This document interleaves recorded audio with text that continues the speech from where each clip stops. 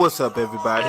My name is Sid, and I've teamed up with the big homie Reg to bring y'all something new, something we like to call Beyond the Scoreboard. Y'all be sure to review, rate, and subscribe. Let's get to it.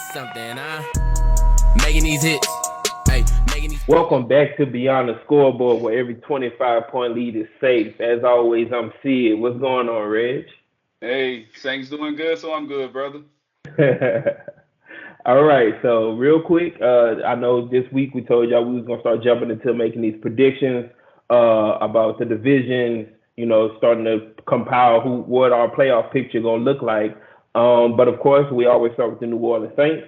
So before we jump into the preseason game we had Sunday against the Chargers, just a little news that's been circulating around. So today, Kay Harley got promoted to assistant GM and vice president of football operations. Kay Harley is somebody who honestly we couldn't afford to lose, if we're being completely honest. Him along with Terry Fontenot is a huge reason why we've been able to be experts at the cap the way that we've been these past for a very long time now, being able to, clear up space room and move around numbers the way that we've been able to. We lost Terry Fontenot to Atlanta. He's Atlanta's GM. We lost him last year. So it was really important to, do what we had to do in order to keep Harley in the building to where we weren't losing him to another GM job, because I'm quite sure that's the way that things were going. So that was just something I did want to touch on, because that's, once again, it's not on the field, but it's definitely very important to our organization going forward. Other news, Marcus May, he reached a plea deal on his DUI case that's been, he had that DUI case before he was a Saint. So that finally came to while he was still in debt is when he got that DUI. So that finally came to a conclusion. He reached a plea deal. He'll be doing 6 months of probation on that. So, of course, now that the legal side of that has been taken care of, the NFL will look at it and hand down their suspension, which I would assume would be 3 to 4 games for Marcus May. But with the timing of where this legal case is wrapped up, I'm quite sure it'll be 3-4 games in the middle of the season. I don't think they make a decision on him before the season starts. And then the last thing from today is Brian Edwards getting waived. That's the second wide receiver in 2 weeks in a wide receiver room that we talked about being filled with a lot of special talent, and you got to figure out, you got to make some hard decisions there and figure out which 5 or 6 players you're going to roll with. One other thing that I forgot to mention that I just thought about, the Jimmy Graham situation, which was an odd situation that they said was a medical situation. So hopefully everything is right with him, and that doesn't prevent him from being able to continue playing football going forward and being a part of this team. Absolutely. Wanted to start the show by hoping Jimmy Graham was in much better shape than what we heard he was when the news broke over the weekend. So much prayers to Jimmy Graham and his family. 100%. All right, so let's jump into the preseason game that we had on Sunday, which a lot of people would argue shouldn't have been had, but NFL gonna do what they do. Got bills to pay, bro. So amidst a hurricane and an earthquake, the New Orleans Saints and the Chargers took off and competed.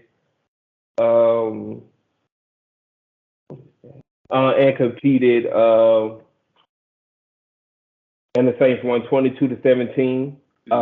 It was a game where a lot of the Saints starters didn't, go out there and compete, but it was a lot of important pieces, a lot of players who, will be heavily involved going into the season that did get to see more time because the starters didn't play at all. So you go out there, Jameis Winston started at quarterback. You still had Kendre Miller, who decided that that time frame they gave him on when he needed to be back, that he just needed to ignore all of that. So he was out there. We got looks at guys like Jalen Smith, who we just acquired last week. Of course, we got him right before the game, so he didn't play last week, but he was able to show up this week. Peyton Turner, like guys like that who are still very important to what we're going to be doing this season. We were able to get a good look at. So what did you gain from this preseason game? So to me, it wasn't an important game, but it was important reps. That's how I kind of thought about the whole situation. And you're right. In the midst of a earthquake and a hurricane, the NFL said, "Hey, we got enough time to squeeze a full preseason game into all of this." So I was happy to see the Saints play once I found out they were safe or whatnot. So Jalen Smith defensively, to me, stole the show. Immediate impact. Saints have been very vocal about looking for that off-ball linebacker. Kind of to fill the gap between the Mario Davis and Pete Warner, and I think we've definitely found him. I know it's just one game, one half of seeing Jalen Smith, but he still has the speed sideline to sideline. Laid a big hit on third down to prevent a first down. Then followed up the next series with a pass deflection. Some people say it was pass interference, but all the flags that was called that game, if it was one, it would have got called. But he definitely stole the show defensively. Offensively, man, a guy who I've been dying to see on the field, as you know, Shaq Davis. He finally got my boy some looks, got him some targets. I think he had 5 targets, pulled down 3. But more than anything, he made the most of his opportunities. Even the ball that was behind him when he beat a guy in coverage, he got a ball thrown behind him. He almost brought it in with one hand. So it was good to see him out on the field being productive, them making it their business to give him an opportunity to show what he can do. He went up, got a couple balls, definitely showed that 6'5" frame. And I think that's a guy that we definitely going to hold on to moving forward. Yeah, and I know you've been huge on him so far. And once again, we've been talking about how deep this receiver room is. So guys need to take advantage of the opportunities given to them, because once again, we know who the top 3 guys are. Those guys aren't going anywhere. So it's about those, last 2 to 3 spots that need to get filled. And I mean, through 2 preseason games, we had a great showing last week by A.T. Perry, but also by Keith Kirkwood. By Keith Kirkwood. Yes. And then this week you got Shaq Davis, we talked about Brian Edwards, he got waived. Last week James Washington got waived. So they're already starting to be moving pieces around our wide receiver room. Speaking of guys that stood out as well, man, I'm gonna tell you a guy that made a couple fans in New Orleans, Jake Haener. I didn't see much from him the first preseason game. It looked like he was kind of pressing to make a play, and a lot of times when quarterbacks do that, it makes them look bad, because it makes them not look in sync with the offense, or you're questioning why they went there with the ball. This game, you could tell he was a little bit more relaxed, and the offensive line did much better getting him time to read the field and come back to his checkdowns, things of that nature. But he threw some dimes. The numbers don't justify how well he played. Once again, we saw the New Orleans Saints get the quarterback outside of the tackle on purpose. We ran a bunch of bootlegs this past game. We seen him throw the ball on the run. We seen him throw the ball all over the field at this point. The kid looked like he has a live arm. He threw 2 dimes. Both of them was touchdowns, and they both was dropped. Hit both players in the hands. The tight end, what's his name? Lucas Crow. Yeah, he dropped one, and then Brian Edwards circled back and dropped the touchdown, hit both of them in the hands. So he definitely made some fans over the weekend, man. And once again, that's something that I raved about last week when we were on the show. That once again, it's not saying too much, but to me, so far, he looks like the best quarterback we've drafted in a very long time. Like, I can't even give you a year at this point. Like, it's been a long time. But and once again, you're talking about somebody who got their first NFL action last week. So of course, you pressing and try to make something happen to impress. But I think once again, he's not somebody who's going to be taken over immediately or anything crazy like that. But he's somebody to watch the development of over these next few years behind a Derek Carr. More importantly, short term, something we'll get into a little bit later on the show, is the possibility of the New Orleans Saints moving on from Jameis Winston to see what we can get there, whether it's another player. We just talked about more depth needing at the linebacker position. Maybe it's elsewhere. But a lot of folks feel like, Jay has already done enough to make us feel comfortable, even if he's our second quarterback, not third. So that's something else we'll be jumping into later on. 100%. Kendre Miller, that was a guy who really had a good showing. Once again, the numbers The numbers don't look amazing. He had 10 Right. attempts for 23 yards, and he had 3 catches for 36. The 3 for 36 is what matters to me in this. Like, I know I'm confident in him as a running back. Once again, you're out there with mismatched offensive lines and things of that nature, so of course that's going to affect it. But I'm confident in him as a runner. You know, he's better than 2.3 yards a rush. I'm not worried about that. I'm worried about, what can he give us in the passing game? Because coming into college, it's not something that he couldn't do. It's something that we just don't know because he Right. didn't get the opportunities in college. They were confident that he could come in and be like an Alvin Kamara out of the backfield when it comes to being a receiver, and he was able to display a little bit of that on Sunday against the Chargers. So that's one of those things, the specific things that you're looking from specific players. So that was one. Once again, we touched on Jalen Smith. Once again, a guy who has been there and done it. Jalen Smith hasn't been in this NFL. He hasn't been. I mean, besides his rookie year where he was hurt, every other year he's been in this league. He's been a starting linebacker and he's been productive. He's not the best in pass coverage, but he doesn't miss a lot of tackles. He's a sure tackler. He's always in the right position. That's what we're betting on him being in New Orleans. We're betting to not really need him, honestly. But if Demario Davis or Pete Warner, if one of those guys, go down, then, that's somebody who's promising to have to be like, oh, well, we won't miss much of a beat. We just going to throw Jalen Smith in there and hopefully he can close whatever gap it would be for an injury or something like that. Absolutely. Jameis, let's touch on Jameis real quick just because he had 2 passes.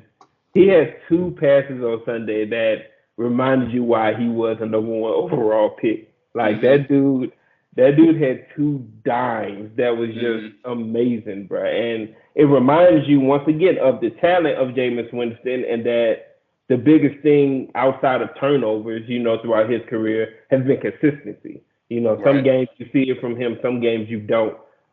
Which once again, I think at this point in his career, he can have 5, 6, 7 more years as being one of the best backup quarterbacks in the league. I just don't think that the opportunities for him being a starter are going to present themselves going forward, which leads into my answer to your question about trading at Jameis Winston. If there's something out there for him to be traded for, I'm all for it. I don't believe that there are teams that are going to be knocking down our door in order to acquire Jameis Winston. I think that's the thing.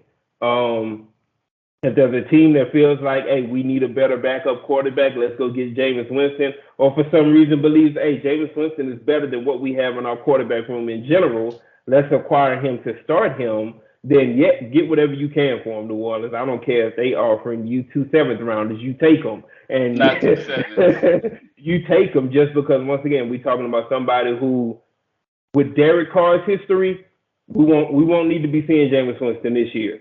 And we only got him for a year. This is it. Like, after this year, he's most likely going to be somewhere else anyway. So if you can get something for him now, or even at the trade deadline, or, when that first quarterback gets hurt, if people are coming to knock and look for Jameis Winston, then move on from him. So Jameis Winston, like you said, he made a couple throws that reminded you why he was a first-round pick, right? He still has a very live arm. He looks a little bit more comfortable nowadays in New Orleans. However, we just can't seem to protect him long enough. A lot of people see Jameis Winston bouncing around and tucking and running. He's doing all the right things, so he's keeping his head up, right? His head is on a swivel. He's not taking blindside sacks. It's just he's not, for whatever reason, getting the time to go through his possessions like the other quarterbacks are at this point. He had the opportunity to play with the second string lineman, including Trevor Penning, this past Sunday against the Chargers. However, the third string offensive lineman held up better for Jake Hayner than what Jameis Winston got with the second team. So it's unfortunate, but you try to find a positive side and the positive, things in all areas. And it was good to see him not just force throws downfield like we've seen in the past, throwing double coverage and things of that nature. So he's sticking with the script. And to me, Jameis Winston still look good. And I would not trade Jameis Winston. I wouldn't care if teams come knocking for 2 7-round picks, and I'll tell you why. I think the Saints are possessed this year to go pretty far in the NFC South. Definitely have us winning our division. And for any stretch of the imagination, Derek Carr has to miss time. I wouldn't care if it's for 1 game or 8 games. I prefer Jameis Winston as my backup quarterback over Jake Harner right now. Hayner, I'm sorry. Yeah. Right now at this point of his career, and it's that simple. I think this is a team that can go far. Dare we say Super Bowl? But I think that, we hold the keys to our own destiny. And if for any reason my quarterback goes down, I want the better of the 2 backups. So that's where we disagree. Once again, you haven't seen enough from Jake Hayner to say whether he is or isn't better than Jameis Winston at this point. What we do know about Jameis Winston is even if the talent around him is great, he can end up not being great.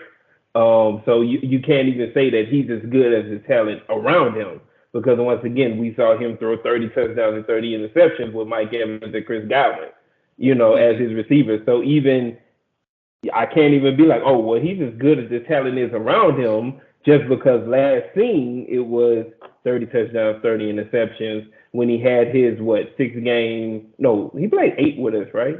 Mm-hmm. Before he got hurt that first season. Mm-hmm. He played 8 games. I think he went 6-2, but his numbers weren't, anything special. So I think once again, you're not gonna know until you really see Jake Hayner in, live action, like real NFL game action, and hopefully that doesn't come for a long time in New Orleans. But once again, I mean the expectation of, I feel like I can have the expectation of our offense is so good that it's going to make him look good, and I can't have that with James because I've seen it be the opposite way already. I've seen him have that when he was in Tampa Bay. I saw him have great talent and still be a bad quarterback, So once again, I can't even be, we talk about all the time, like, oh, well, this quarterback isn't going to make the team better. He's as good as the talent around him, but once again, I don't. So it's so many moving parts of this conversation, and I don't want to stay on it too long because we have other topics to talk about. But to Jameis's defense, he was in Tampa Bay in a situation where they wasn't known for winning, wasn't no true leadership. When you think of Tampa Bay, who knows about the coaching staff, things of that nature. You can have all the talent in the world in the NFL. We know it's not as easy as the NBA to piece together a team and turn them from nothing to something. In New Orleans, I don't think he will ever be counted on to lead a locker room, to truly be the vocal leader of an offense necessarily. And I can care less about quarterback numbers when we're winning. Jameis was 6-2 and he played clean football. That was our first time ever seeing Jameis Winston play clean football in the NFL. Turnovers wasn't concerned. I think he was 15-3 or something like that, or 12-3. So 12-3, I think. Yeah. Something of that nature. So I can care less about the numbers if we're winning. And I think in this offense, the talent that we have around him are also veterans, right? We're not asking him to lead the way at all. We're just asking him not to lose games. And at this point, I know he has the game between the ears more than what Jake has it at this point. So that would be my consideration for him serving as the number 2. Yeah. Once again, if he's on the team, he's on number 2. But if somebody's offering something for him, I'm taking it. Like I don't. Jameis Winston isn't. Once again, we're talking about a guy who couldn't get his job back from Andy Dalton last year. Like I'm not. Jameis Winston isn't somebody I'm fighting that hard to keep. Once again, I think that the confidence in Jake Hayner is probably up there to where they're comfortable with moving on from a Jameis Winston and feeling just fine. I mean, once again, we're talking about talent unseen with Jake Hayner, but we've seen what Jameis has been over his career, and at this point, I feel like Jake Hayner could probably give us as good in what our team is right now. He could give us as good if called upon. Gotcha. So next, we just got finished discussing the good that we saw from this past game against the Chargers on this past Sunday night. So because we spoke of the good, we have to bring up the bad. So the guys who we're talking about when we say hold on real quick, because good too, Peyton Turner. Once again, somebody we're talking about who has to take advantage of the opportunities given to him. Peyton Turner has been doing so. Brian Brzee as well, who, a different situation. But that's our first round pick. That's somebody we're expecting to come in and be able to contribute right away. Contribute right away, exactly. Yeah. And so far he's showing us that he's going to be able to do so. So I did want to point out those two guys real quick before we got to the bad. I got you. So I use this word bad a lot. It means different things at different times. So I want to take that word back. Okay. So I just want to, let's call it players that didn't make the most of their situations, right? Yeah. We just talk about how Brian Brzee and other guys performed well when called upon, whether it was 5 snaps or 20. So who were those guys that you kind of saw on the field and they didn't pop off at all? Every wide receiver, not Shaq Davis, this week. Everyone that touched the field outside of him, they didn't. None of them really popped off the screen at all during this game. I'm trying to even think. Like, once again, this wasn't, like I said, every wide receiver for sure. Defensively, Isaiah Foskey had a tough run on Sunday. Once again, though, rookie. Like, the situation is, once again, a guy that's going to make the team no matter what. We've invested in him, just about getting the work out of him. Darrell Williams. Merriweather definitely had a better showing than he did. Once again, that's not a guy who's that's a guy who's competing for a spot. Once again, that's not somebody who's assured to be on our roster. So yeah, those guys for sure. Darrell Williams, every wide receiver, not Shaq Davis. And who else I say? Oh, Isaiah Foskey. Those guys for sure. You basically pinpointed my guys. Defensively, it was definitely Isaiah Foskey. I think he didn't contribute in the way that I was looking for. I was just looking for a flash. As a Saints fan and a defensive guy, I was like, man, just give me something to rave about, right? Beat that guy one time, right? Let me see some sort of move one time. Let me see a bull rush one time. Let me see you touch the quarterback. Let me see you force the quarterback out of the pocket.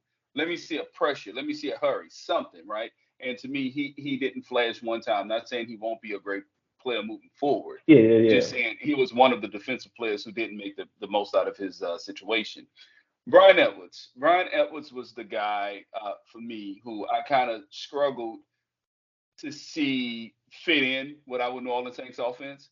Yeah. More than anything, I felt like he would simply be on the team because he came from Vegas with our now starting quarterback, Derek Carr. Makes all the sense in the world. You brought over a tight end. You bring over a receiver. We need 2 other receivers anyway, outside of our big 3. He's the perfect 4, right?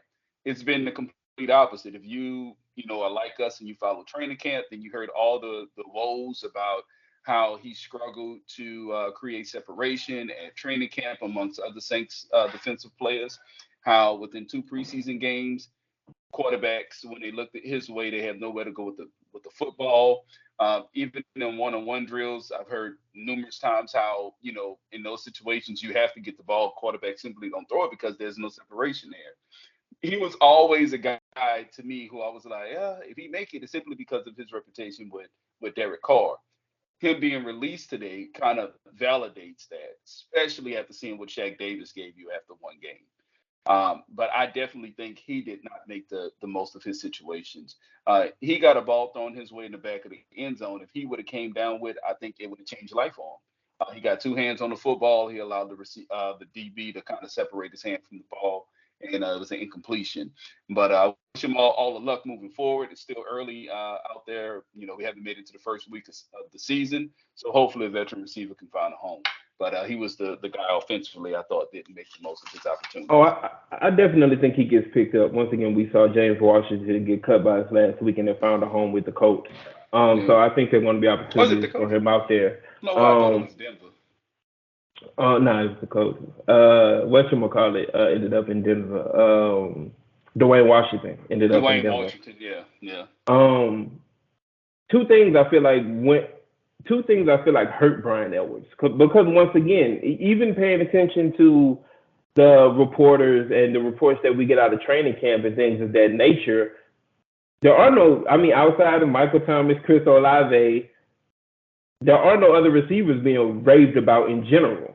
So it's kind of just it's kind of just a cluster of of receivers that's going to have to be chosen from. I think that I don't think training camp hurt him at all. I think the preseason games hurt him. I don't think what was seen at training camp or not seen at training camp is what hurt him. Is what occurred or didn't occur during the games that actually hurt him. Also, what hurt him is I think a wide receiver spot where we went into this training camp thinking, oh, the Saints are most likely going to keep 6 wide receivers. I think that got dropped down to 5 when Jimmy Graham got brought into the fold, and it looked like, oh, for sure, we're keeping 4 tight ends. So that there was another spot at wide receiver that no longer exists. I think Tre'Quan Smith is not going to make this team either, and I think most of that, is because he just hasn't been healthy. So when you look at A.T. Perry, who to me is that 4th guy now, he's been for a long time. I've been real big on him. But to me, if you ask me who's number 4 right now, it's going to be A.T. Perry. And then who's 5 is either Keith Kirkwood or Shaq Davis. And I wouldn't be shocked if it's Keith Kirkwood and they just try to make sure they can get Shaq Davis on the practice squad. So we spoke about the receiving core, man. It seems like for at least 2 or 3 weeks now. And I told you, every week we talk about it, it's going to change. Because you kind of had Edwards as a lock. I kind of had Smith as a lock. Yeah. Fast forward 2 weeks, it neither looks one like of them. neither one of them. Yeah. I've always been big on Shaq Davis. You've always been big on A.T. Perry. Yeah. And I told you last week after seeing him in one game, he's a lot. Like he know how to use his body. He shields off defenders. He's doing this at a very young stage of his career. He's going to be around. And I said, if we can at least see what Shaq Davis can do at 6'5", 215, if he's as fast as they say he is he's athletic as they said he is, it makes all the sense in the world to keep him around as well. So I know we're flirting with the 4 tight ends because of Jimmy Graham's health. We don't know which way that's going to turn as of right now. I still predict that everything to stay the same that we carry 4 and only 5 receivers. But moving forward, man, you got 2 of these guys, 6'3", 6'4", 215 receivers. We all know Mike Thomas seems to be on the short leash these days. Love to continue life with Mike if healthy, but if he does go down for any reason, we have 2 guys that fit the bill that can step up now for that short term. And I'm going to tell you something else that can change all of this. Once again, we got one more preseason game, and then teams start looking at their cuts. If Las Vegas Raiders finally decide that they're ready to part ways with Hunter Renfrow, that's somebody that the Saints, I guarantee you, are going to look at to add to their roster for 2 reasons. One, because it's somebody who, of course, is familiar with Derek Carr. But 2, he's a true slot wide receiver. That's something that we don't have on our roster right now. If you add in, so if you end up bringing in a Hunter Renfrow, then now you have it ends with A.T. Perry, and then everybody else is probably going from their wide receiver room. So once again, it's a revolving door, as we continue moving through preseason. Absolutely. So we're still talking on the course of rosters and speculations of trades and things of that nature, something that has kind of been circling Who Dat Nation for the past, I will say, 48 hours. It's nothing serious, just a couple concerns. The Denver Broncos are having issues yet again with their place kicker, Brett Maher, who we know bounced around the lead a little bit, and he's not as consistent as coaches would like their kickers to be. However, has a big leg, right? He's one of those guys that can hit from 60, but he just may miss from 27 with the game on the line. Yeah. So exactly. Will Lutz has been the point of conversation these days concerning the Denver Broncos and their place kicking. Returning back with Sean Payton would make all the sense in the world, guy who kind of found them and whatnot when he was released from the Ravens. Of course, he wasn't beating out Justin Tucker for a job, but we got Will over here. Will's been rocking with us ever since, man. I love Will as a kicker, but hate to see him go. Do you think we have seen enough from I'm sorry, what's the backup kicker name right now? Blake Grupe. Have we seen enough from Blake Grupe at this point to part ways with Will Lutz? No, we've seen enough to part ways with Groupie for a price. I think I think reasonably. I think it's more likely we trade him than trade Will Lutz. There are going to Mm-hmm. be teams who see us, who look at us and say, okay, well they're going to keep Will Lutz, but do we want to fight the waiver wire to try to get Groupie? Well, no, let's trade. Let's send them something for him. I think that's more likely than parting ways with Will Lutz. Once again, before last year, Will Lutz was as sure as the thing that you could get at kicker in the NFL. These days, And for real. he came off of an injury and had a tough year last year. Everything that we've seen so far in training camp, he looks like he's back. So I don't think once again he took a pay cut basically to come back this year. So yeah, I don't see us parting ways with Will Lutz this year. Once again, I think he's top three kickers in the league. I don't think you move on from that. Not yet, anyway. Once again, he's not at an age where you're starting to think, especially not for a kicker, where you're thinking, oh, he's going to start slowing down or something like that. No, I think Will Lutz is the sure thing. Absolutely. I think if any concerns would be related around his health, right? But when a guy's out here and kicking 63s and 65s, and I think he even hit a 66, if I'm not mistaken, at training camp this year, injuries is not a concern right now. So, yeah. And that's the thing. Like, we haven't heard. Dennis Allen has been completely like transparent about injuries this whole Absolutely. training camp too. So there's no reason for us to think that Will Lutz has had any type of setbacks or any type of hinderings of any kind when it comes to injury. So Right. yeah, I don't see us parting ways with him. Cool. All right. So last week we, of course, we talked about the Saints. We talked about the off-season moves. We talked about their schedule. We predicted records. I want to say I went 12-5. I think you went the same, or did you go 11-6? 11-6. You went 11-6. So let's look at the NFC South as a whole now. I think we Mm-hmm. both agree that 12-5 or 11-6 will win this division. Absolutely. So that puts the Saints with the number one seed, and it puts them. It puts them number one in the division, and it puts them in the playoffs. I actually think that once again, if we go 12-5, I predict that we are a top two, top three. Well, I think we're a top three seed in the NFC. So then, for you, who comes in second? Man, so that was pretty tough. I'm not gonna lie. That was pretty tough for me for second place because you have two teams to me that kind of represent the same thing in the Atlanta Falcons and the Tampa Bay Buccaneers. Of course, the Tampa Bay Buccaneers had more recent success winning the Super Bowl, but we know Tom is not there anymore. You got Baker working in a new offense and things of that nature. Long story short, man, I had to roll with the Falcons, and I hate to say it. When I look at their roster from top to bottom, they just seem a little bit more fit for their scheme. You say, hey, they don't have a quarterback. Well, I could tell you the same thing about the Tampa Bay Buccaneers. He's been accustomed to having a run-heavy offense these last his whole career, and now he's in a new system where he's going to be forced to throw the ball to these receivers a little bit more. It's going to have to depend on timing routes and adjustments prior to the snap and things of that nature versus a kid that has three running backs in the backfield who can hand it off every snap, who's going to depend on this veteran defense to lead the way in Atlanta. We know all the additions that they have with that 3-4, those heavy bodies they got up front. So you got one kid that's just going to be maintained and not trying to necessarily lose the game. But I think Baker Mayfield in Tampa, he's going to be in situations where they actually ask him to win the game. And because of that, I'm going with the Atlanta Falcons. I'm going with Tampa Bay Buccaneers, and I know that's I don't hear a lot of people thinking highly of Tampa Bay going into the season at all. Once again, consistency, man. We're talking about a team who, even before Tom Brady got there, that roster has been pretty consistent. Over the past 5 years or so, they haven't. I mean, there's been a little turnover, of course, but for the most part, we're talking about the same cast of characters.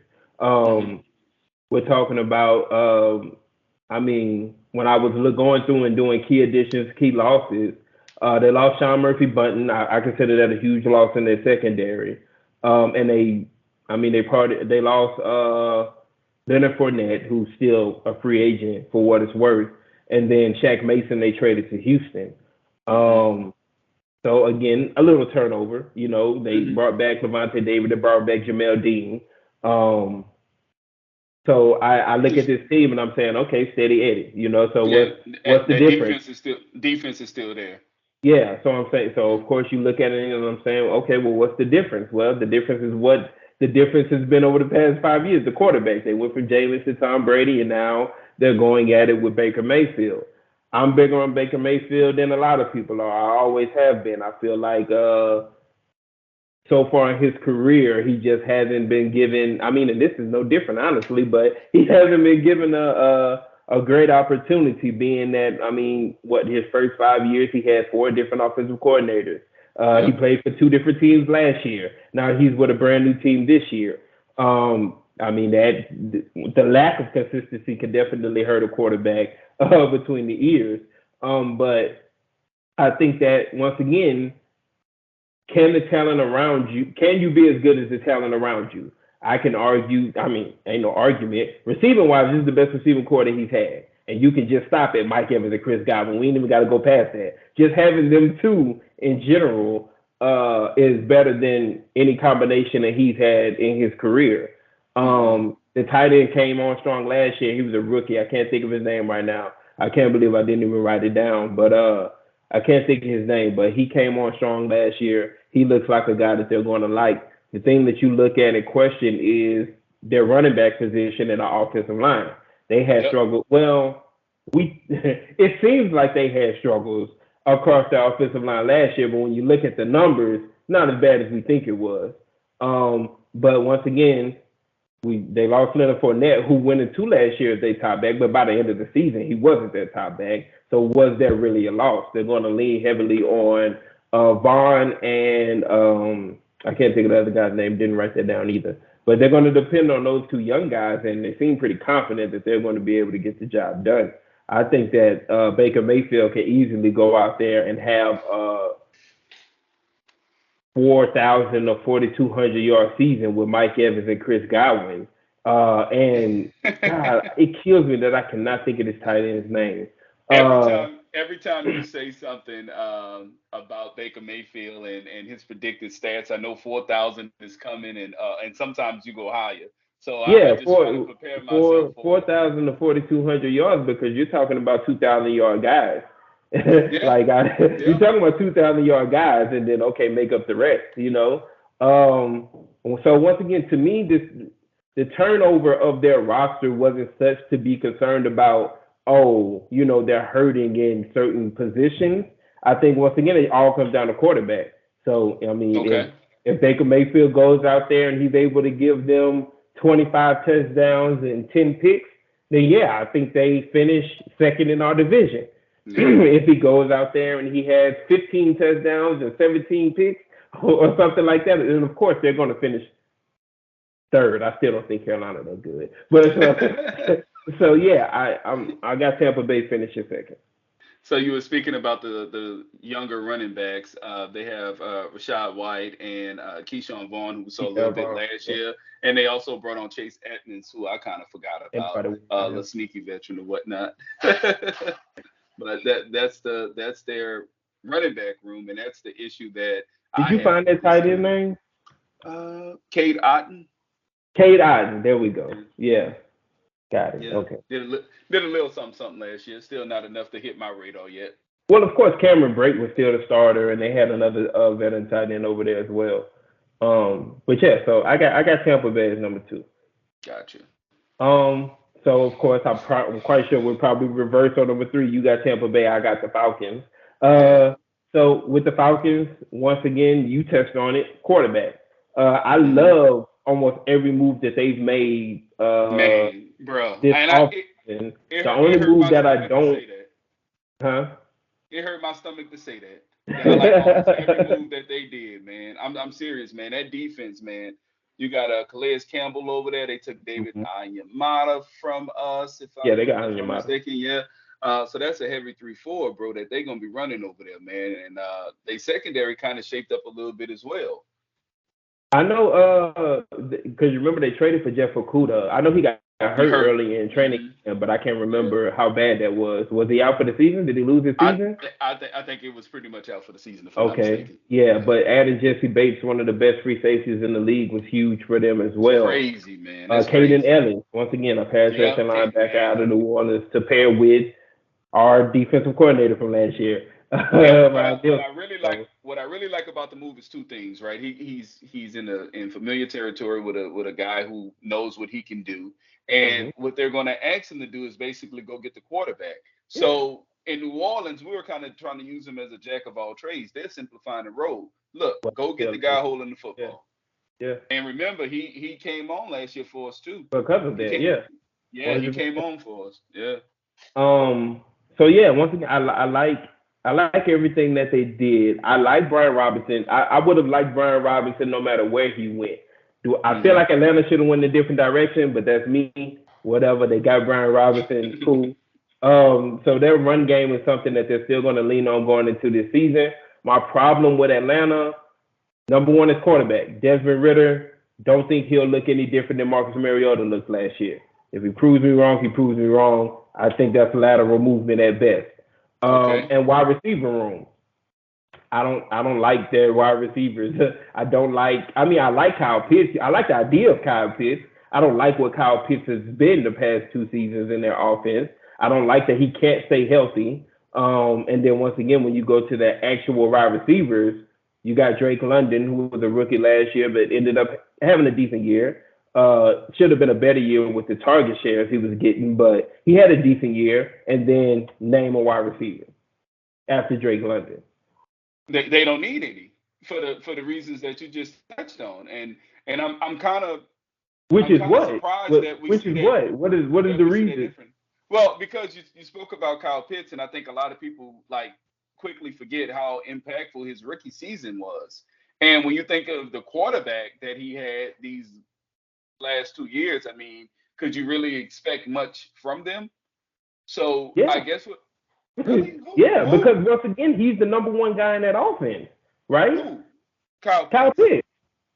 He was his rookie year. The other every year he's been the best player on that offense for 3 years, correct? Not last year because he wasn't even there.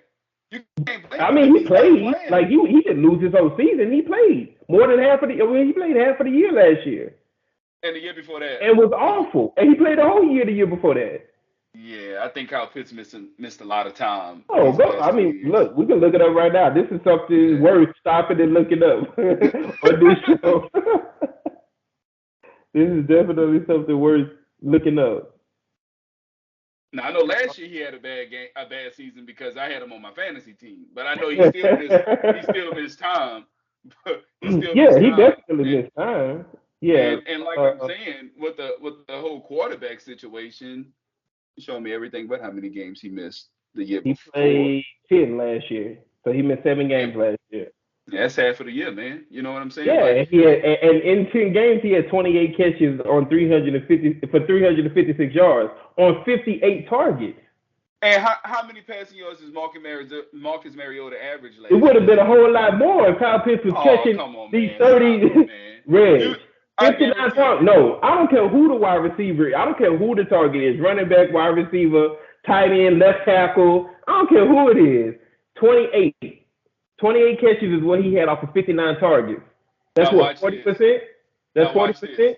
Watch this. Go look at his drops, and I guarantee you drops don't represent the numbers of balls that came his way that wasn't caught.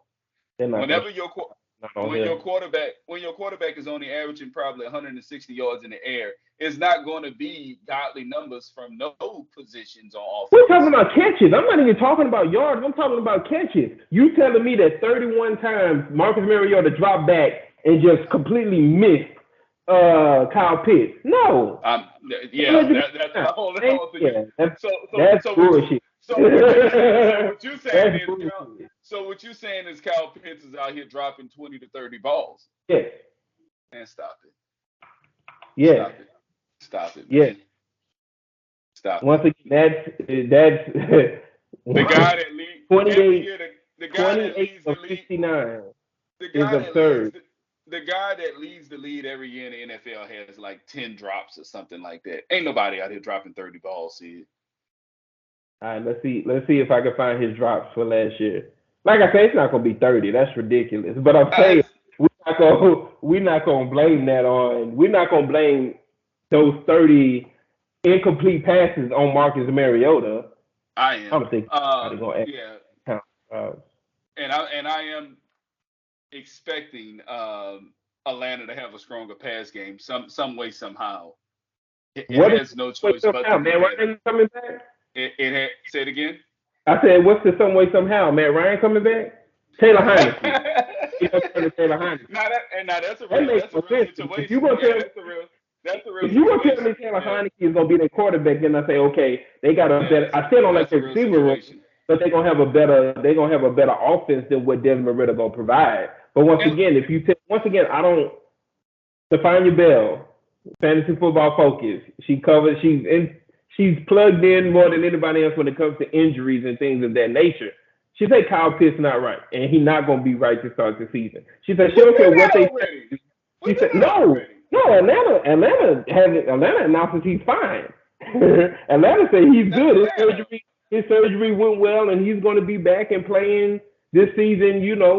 Week 1. That's the dude ain't right. So you worrying about you talking about how good he is or not good he is. Don't even matter if he's not going to be there. So you talking about the rest of the receivers don't matter if he's there. Okay, well he's not there. Now the rest of the wide receivers matter. Who can you tell me that they have besides Drake London? Nobody.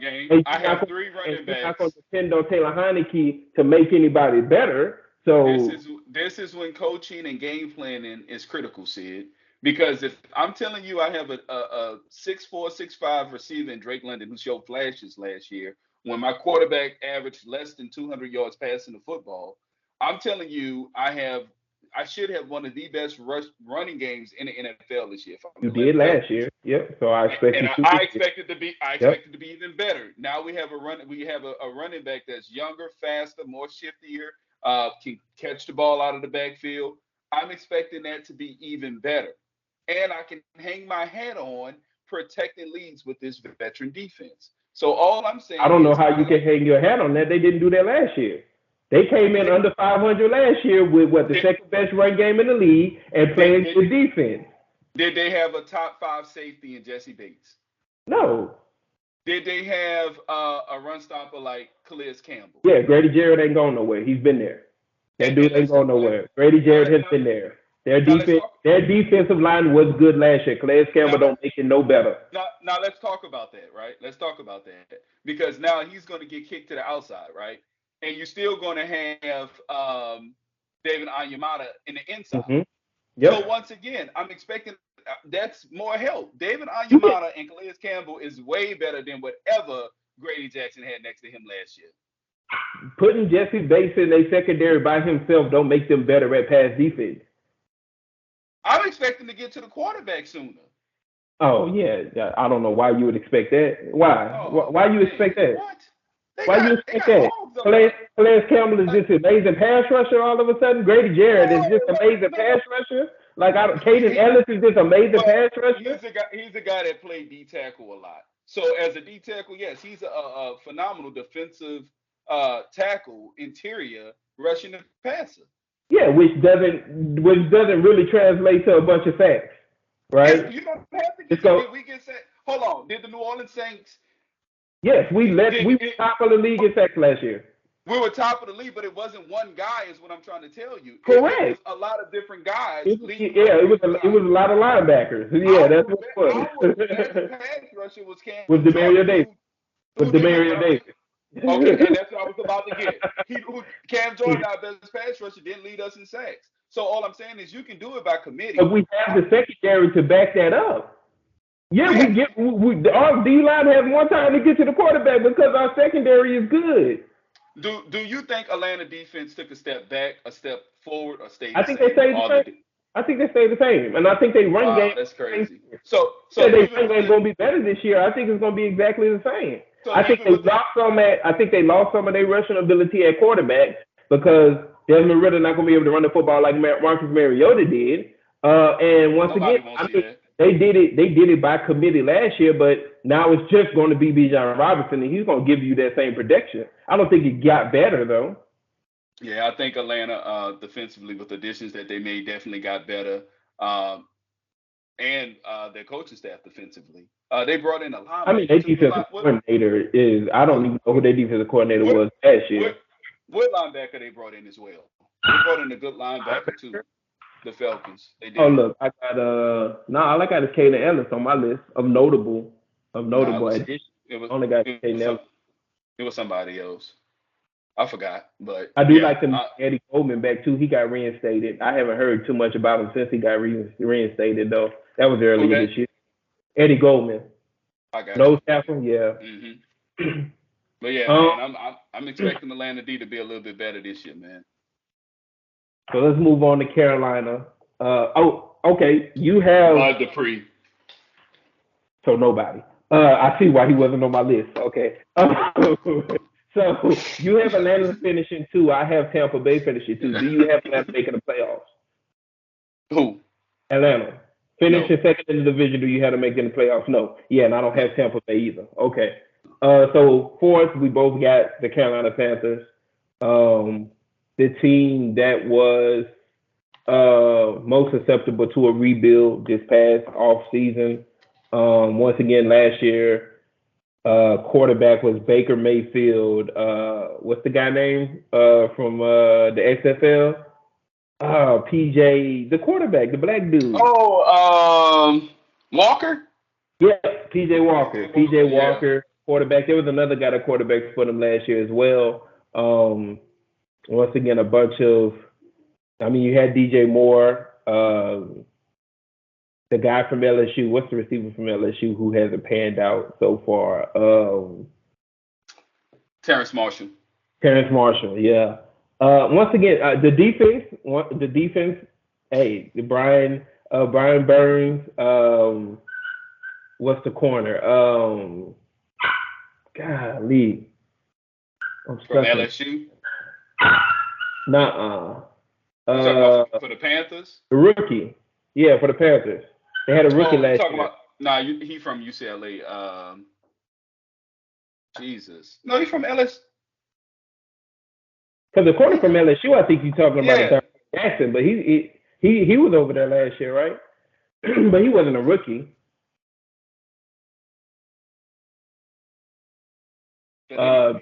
Running back Christian McCaffrey, who of course they traded before the trade deadline to San Francisco, so they ended up running with Dante Foreman, Chuba Hubbard. Once again, a team that was stout defensively, but offensively couldn't keep up with many teams at all. So they fired their head coach. They fired their head coach within the season last year, right? Mm-hmm. If I'm not mistaken. Hired Frank Reich. Once again, we're talking about a Super Bowl, winning coach there. And they trade DJ Moore, which was shocking to me. They trade DJ Moore for, what did they get? The first pick or the second pick out of that? The first pick. First pick. The first overall pick, they trade DJ Moore and, of course, a bunch of picks for. Turn that into Bryce Young, quarterback out of Alabama. They add people like Hayden Hurst, DJ Shark, Adam Thielen. They added Shy Tuttle, of course, who we're familiar with. They added Deion Jones recently, just in Houston. Miles Sanders. And, of course, they added Andy Dalton to that quarterback room as well. Once again, their biggest losses were DJ Moore and Deontay Foreman. So a team that, I mean, they got their quarterback. That's the most important thing. They got their quarterback. And honestly, offensively, they're better than they were last year. Hayden Hurst is a decent tight end. He's going to get his first opportunity at being a number one tight end that he's had in a while. Because even going to Atlanta, that was the expectation, and Kyle Pitts came through the door. So he's been looking good in preseason too. Yeah. Adding DJ Shark, that's a deep threat guy. He can get loose and he can get open and he's going to make catches. And Adam Thielen, we know what Adam Thielen is. Like that, he's going to be a quarterback's best friend. It's just like having a great time. So, and Miles Sanders is a serviceable running back for sure. Yeah. So the offense is better, but how much better? Offensive line, of course, is definitely a big question mark for this team. And once again, you're talking about a rookie quarterback, not only just a rookie quarterback, but a small rookie quarterback, which is always a problem. So I expect the defense to be as good as it's been. Honestly, I don't see any reason to think that their defense is going to be worse than what it's been.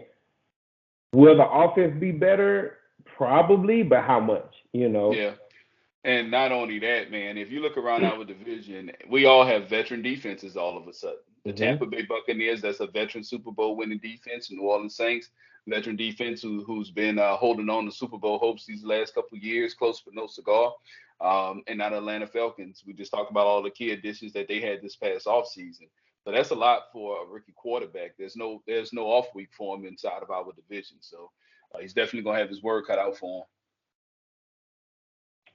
So we agree on that. I think the Panthers probably close in. I should have looked at at what their betting odds is for games, what their over under is going into this season, but I couldn't see them winning more than 5 games this year. I give them 6 max. Give them 6 max, yeah, and it's going to be those games where they're playing great defense and they're able to put together that last minute drive with guys like Hayden Hurst and Adam Thielen. I'm in the league, you boys not in my league. If you listen close, I'm coaching, say key. Cause the boy hella dope without pushing a Blanco. Still stabbing bitches like 94 in the Bronco. If it's about the money, I'm leaving them hoes pronto. If I don't do nothing, I'm about Lonzo. Every time I do it the coldest.